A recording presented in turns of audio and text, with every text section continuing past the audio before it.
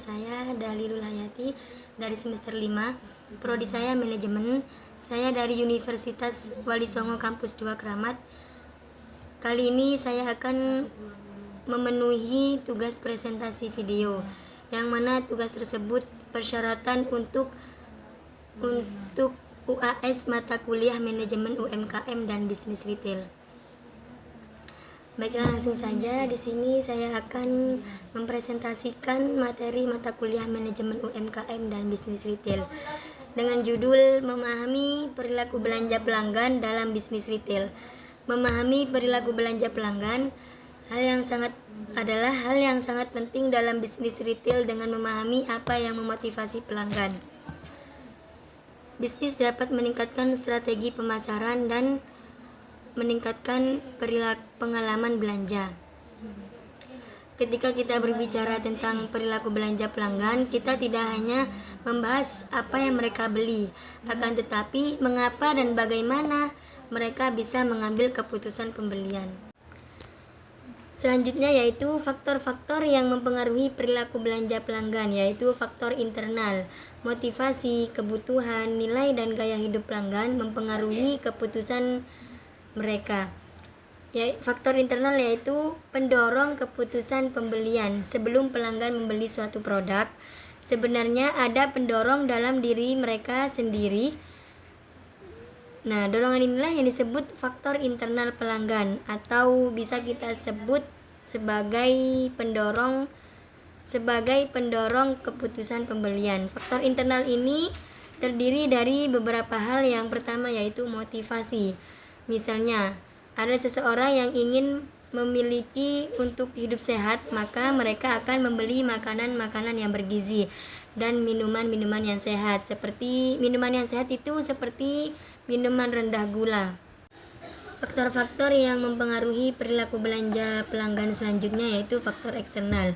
Budaya, kelompok referensi, keluarga, dan situasi ekonomi berpengaruh pada perilaku belanja. Faktor eksternal ini adalah faktor yang datang dari luar diri konsumen dan sangat mempengaruhi keputusan pembelian, meskipun seringkali tidak kita sadari. Ada 4 faktor utama dalam faktor eksternal tersebut. Yang pertama yaitu budaya. Budaya mempengaruhi kebiasaan dan pola belanja masyarakat. Misalnya, ketika menjelang hari raya, banyak orang membeli pakaian yang baru meskipun sebenarnya masih mempunyai pakaian yang masih layak dipakai. Ini bukan karena hanya kebutuhan mendesak saja, akan tetapi karena tradisi dan nilai budaya yang sudah melekat dalam diri masyarakat. Yang kedua yaitu kebutuhan. Misalnya, ketika ada seseorang merasa kelaparan, maka mereka akan membeli suatu makanan. Atau ketika mempunyai pakaian tapi pakaiannya sudah tidak layak dipakai, maka mereka akan membeli pakaian yang baru. Dalam hal tersebut, kebutuhan menjadi alasan utama terjadinya pembelian. Yang ketiga yaitu nilai yang dianut pelanggan. Ada pelanggan yang memilih produk lokal karena mereka ingin mendukung UMKM, atau memilih produk yang ramah lingkungan karena mereka peduli terhadap alam. Selanjutnya yaitu kelompok referensi. Kelompok referensi adalah orang-orang yang pendapatannya mempengaruhi kita. Misalnya, ada teman kita yang memakai sepatu yang bermerek Adidas, atau mungkin baju yang bermerek Libras atau Wispi. Dan ada juga yang influencer di media sosial yang merekomendasikan suatu produk. Tanpa kita sadari, kita menginginkan dan ingin membelinya produk tersebut. Yang ketiga yaitu keluarga. Keluarga juga punya peran besar dalam keputusan pembelian. Contohnya, dalam kebutuhan rumah seringkali ibu kita memperhatikan merek beras atau mungkin produk-produk kebersihan atau peralatan dapur. Selanjutnya yaitu situasi ekonomi. Situasi ekonomi sangat menentukan perilaku belanja. Ketika penghasilan stabil, maka konsumen akan lebih bebas belanja. Ketika kondisi ekonomi sulit, maka konsumen akan lebih hemat dan selektif. Biasanya produk yang dibeli juga mengutamakan kebutuhan daripada keinginan. Selanjutnya yaitu faktor situasional. Suasana toko, penawaran khusus, dan tertekan waktu dapat mempengaruhi keputusan pembelian. Faktor situasional yaitu kondisi tertentu yang terjadi saat pelanggan melakukan pembelian, seperti suasana toko, diskon atau promo, waktu dan keadaan mendesak. Faktor situasional ini sering membuat pelanggan melakukan pembelian secara spontan. Selanjutnya yaitu proses pembelian. Selanjutnya yaitu proses pengambilan keputusan pembelian pelanggan. Tahap pertama, pengenalan kebutuhan. Pelanggan menyadari kebutuhan atau keinginan mereka. Misalnya, ketika cuaca panas, tiba-tiba kita berpikir, saya haus, atau ketika tas lama terasa sempit, maka kita akan membeli lagi yang lebih besar. Tahap kedua yaitu pencarian informasi. Pelanggan mencari informasi tentang produk atau layanan yang ingin mereka beli. Setelah menyadari kebutuhan, pelanggan masuk ke tahap pencarian informasi. Misalnya, pelanggan atau konsumen mulai mencari informasi melalui internet atau media sosial, dan bisa juga direkomendasikan dari teman atau langsung melihat produknya ke toko. Tahap ketiga yaitu mengevaluasi alternatif. Pelanggan membandingkan berbagai pilihan dan mengevaluasi pro dan kontra. Tahap ketiga yaitu evaluasi alternatif. Pelanggan mulai membandingkan beberapa pilihan, misalnya dari segi harga, kualitas, atau merek.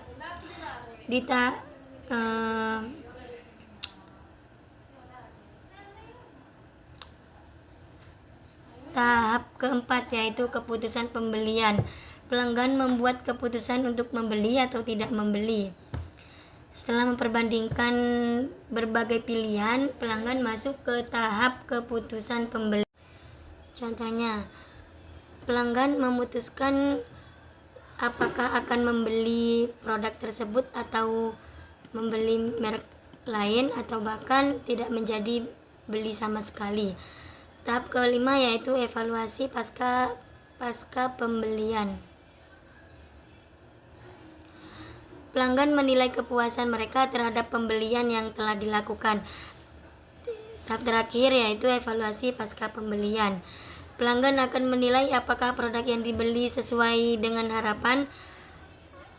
Apabila pelanggan merasa puas, maka pelanggan bisa menjadi pelanggan yang loyal. Jika pelanggan merasa tidak puas, kemungkinan besar pelanggan tersebut tidak akan membeli kembali. Slide selanjutnya yaitu peran lingkungan toko dalam mempengaruhi perilaku belanja. Pada slide ini saya akan menjelaskan tentang peran lingkungan toko dalam mempengaruhi perilaku belanja. Lingkungan toko memiliki peran penting karena dapat mempengaruhi kenyamanan, emosi, dan keputusan pembelian pelanggan. Ada 3 aspek yang perlu kita ketahui. Yang pertama yaitu tata letak toko. Desain, tata letak yang menarik dan intuitif, memudahkan navigasi dan pencarian produk.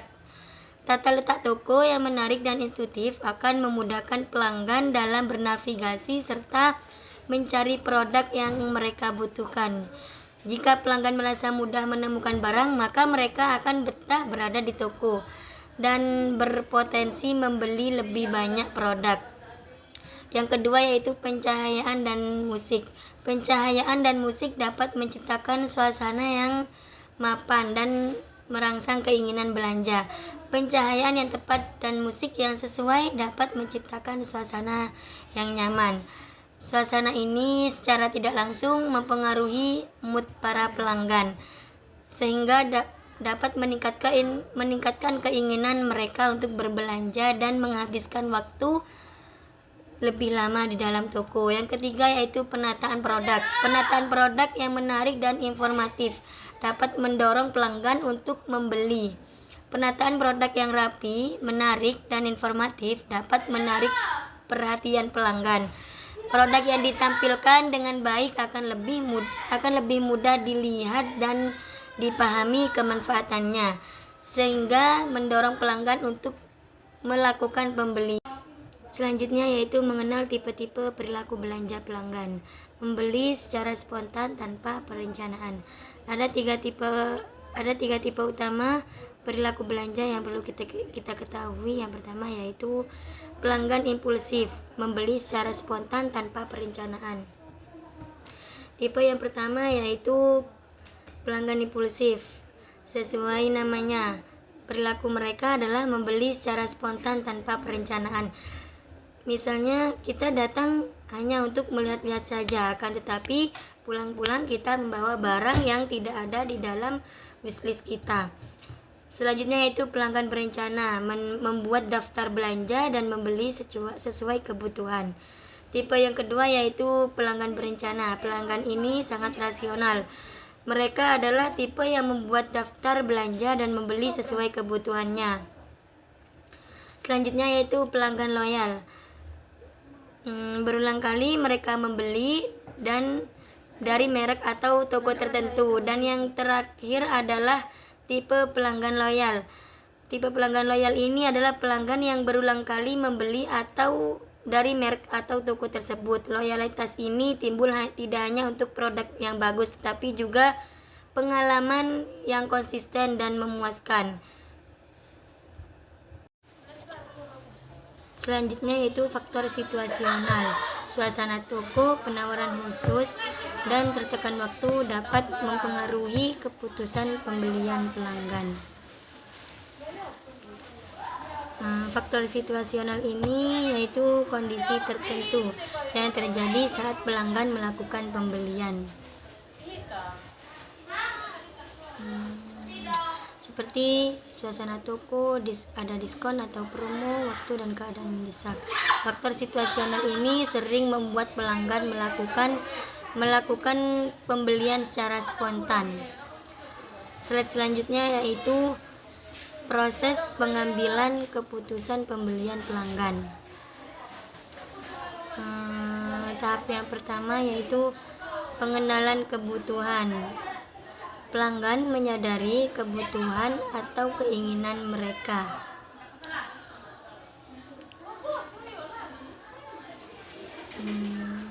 Misalnya, ketika cuaca panas, maka tiba-tiba kita kepikiran untuk membeli sesuatu yang dingin karena kita haus, atau ketika tas kita sudah lama atau mungkin jelek, maka kita menginginkan tas yang baru. Di momen inilah proses keputusan pembelian proses kebutuhan pembelian dimulai. Kesadaran ini disebut trigger pertama. Tanpa tahap ini pembelian tidak akan pernah terjadi karena pelanggan belum merasa. Papan petunjuk yang jelas dan yang paling krusial, ada antrian kasir yang singkat baik di toko offline maupun online. Setiap hambatan, mulai dari sulitnya mencari produk hingga proses pembayaran yang rumit, maka di situasi seperti itulah menyebabkan pelanggan frustasi dan bisa batal membeli barang tersebut. Yang ketiga yaitu atmosfer toko, nyaman, bersih, dan menarik.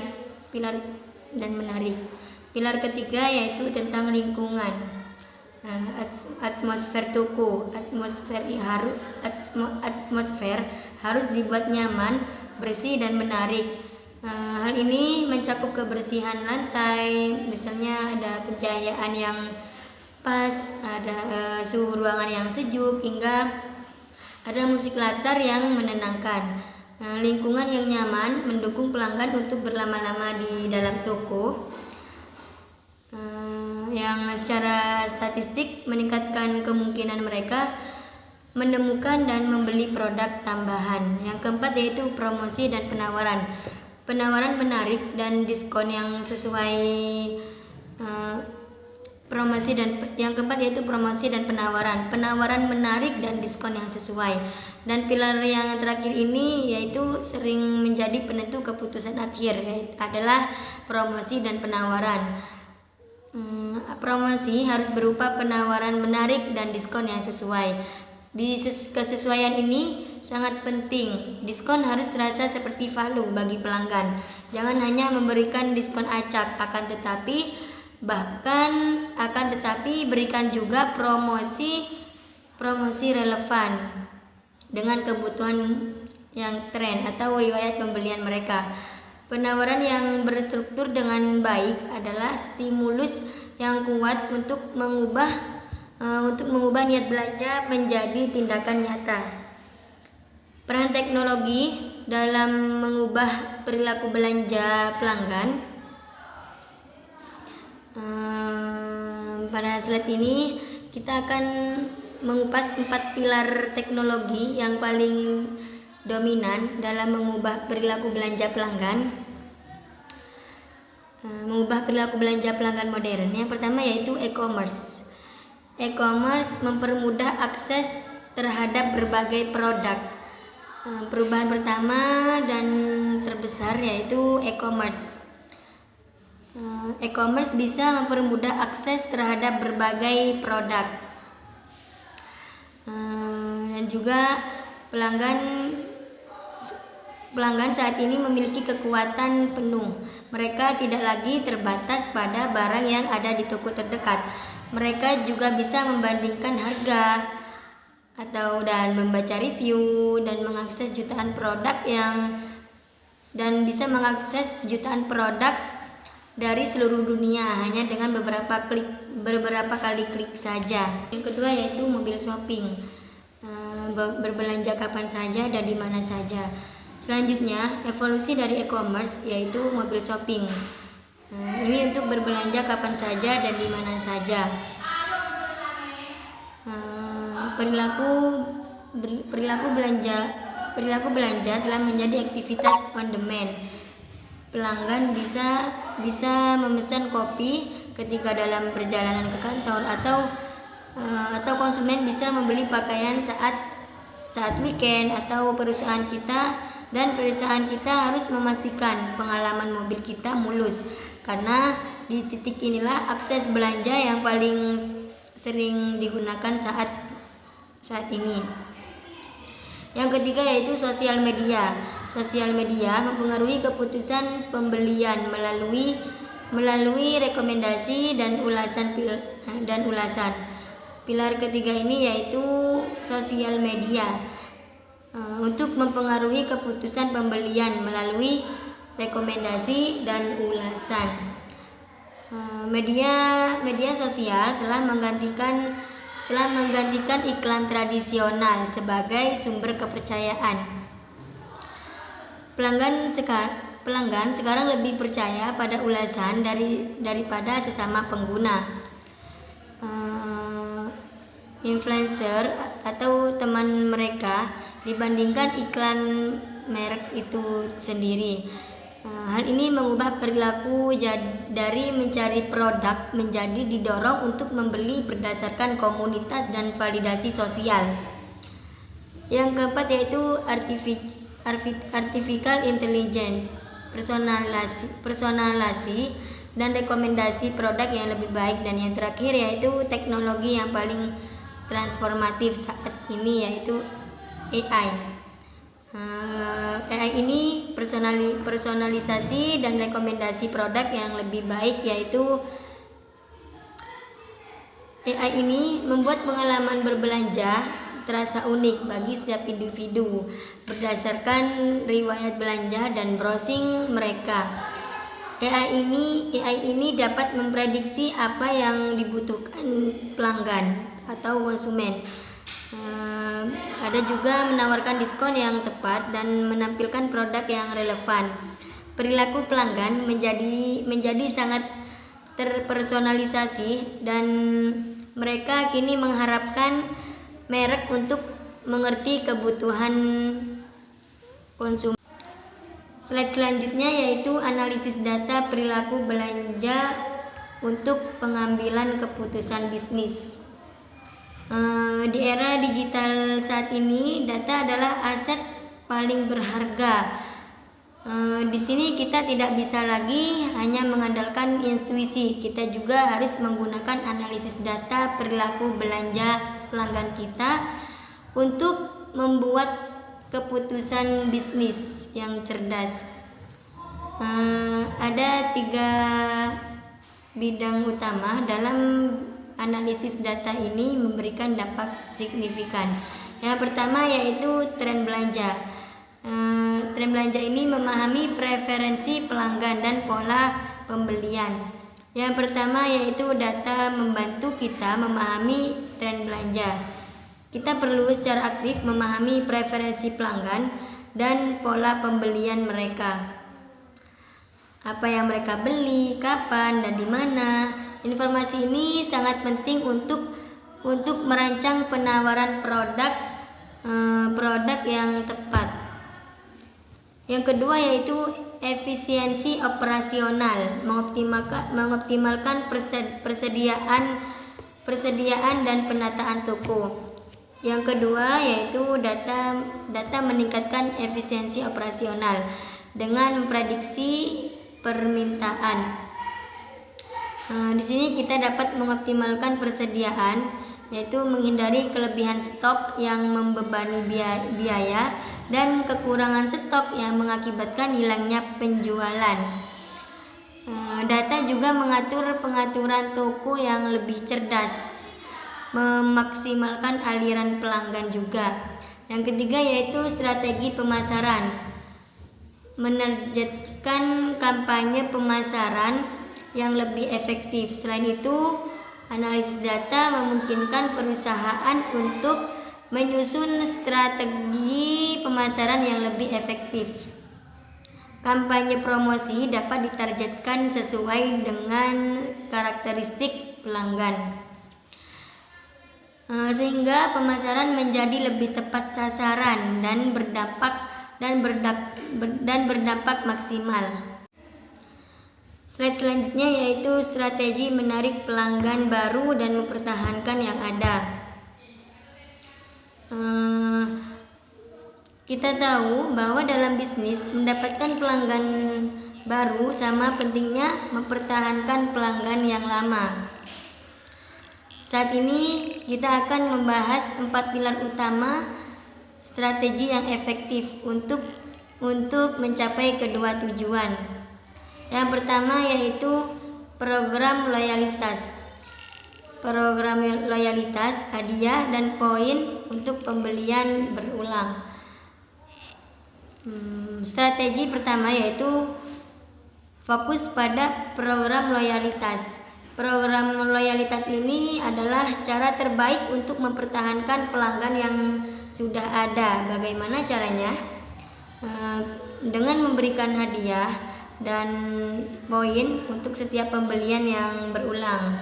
Tahu setiap pembelian yang berkali-kali. Ketika pelanggan tahu, mereka akan mendapatkan nilai lebih, seperti ada diskon di masa depan atau produk gratis. Setelah mengumpulkan poin, mereka akan kembali dan memilih toko kita lagi. Yang kedua yaitu promosi menarik, diskon, hadiah, dan penawaran khusus. Selanjutnya yaitu kita harus memiliki promosi menarik.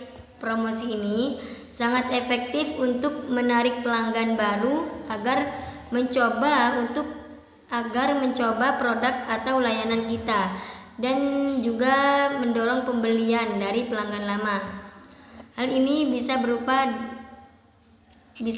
diskon khusus atau hadiah langsung, atau mungkin ada penawaran khusus yang waktunya terbatas.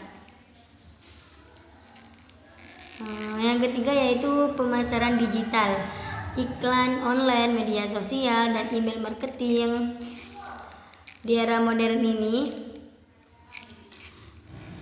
pemasaran digital adalah kunci untuk menjangkau audiens yang luas dan menargetkan calon pelanggan baru secara spesifik. Hal ini mencakup penggunaan iklan online yang ditargetkan, aktif di media sosial untuk membangun keterlibatan merek, dan yang paling penting pemasaran email untuk menjaga komunikasi pribadi dengan basis pelanggan kita. Yang keempat yaitu pelayanan pelanggan yang baik, ramah, responsif, dan membantu. Dan yang terakhir adalah pelayanan pelanggan yang baik. Bahkan strategi pemasaran terbaik pun akan sia-sia jika layanan kita itu buruk kepada pelanggan atau konsumen. Pelayanan yang baik harus ramah dan beranggotakan pengalaman yang menyenangkan. Responsif berarti kita harus cepat tanggap terhadap pertanyaan atau ada masalah, dan yang utama membantu yaitu memberikan solusi nyata. Pelayanan yang luar biasa tidak hanya mempertahankan pelanggan, akan tetapi juga mengubah mereka menjadi advokat merek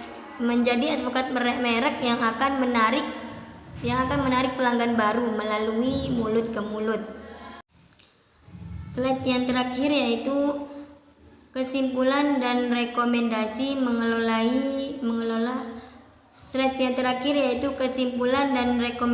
mengelola perilaku belanja pelanggan. Memahami perilaku belanja pelanggan sangat penting untuk kesuksesan bisnis retail dan atau pengembangan bisnis retail. Dengan menerapkan strategi yang tepat, bisnis dapat menarik pelanggan baru dan juga mempertahankan pelanggan yang lama.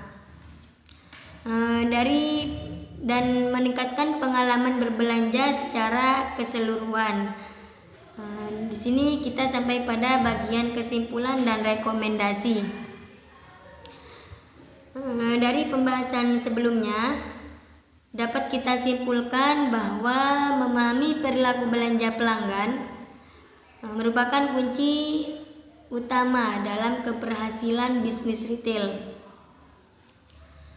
Pelanggan tidak hanya membeli karena kebutuhan, akan tetapi juga dipengaruhi oleh faktor psikologis, sosial, dan situasional.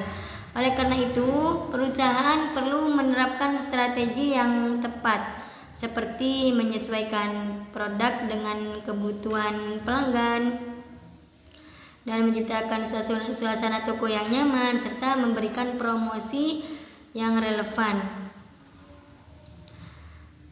Dengan strategi tersebut, bisnis tidak hanya mampu menarik pelanggan baru, akan tetapi juga bisa mempertahankan pelanggan yang lama. Kesimpulannya, pengelolaan perilaku belanja pelanggan yang baik dan meningkatkan pengalaman berbelanja secara keseluruhan dan berdampak langsung pada peningkatan penjualan serta loyalitas pelanggan. Demikian yang dapat saya sampaikan. Sebelum saya mengakhiri presentasi ini, saya minta maaf kepada Ibu Nur Komaria selaku dosen mata kuliah Manajemen UMKM dan Bisnis Retail. Mungkin dari segi cara saya menyampaikan kurang berkenan di hati Ibu Nur Komaria SEMM. Di sini saya mohon maaf yang sebesar-besarnya. Wassalamualaikum warahmatullahi wabarakatuh.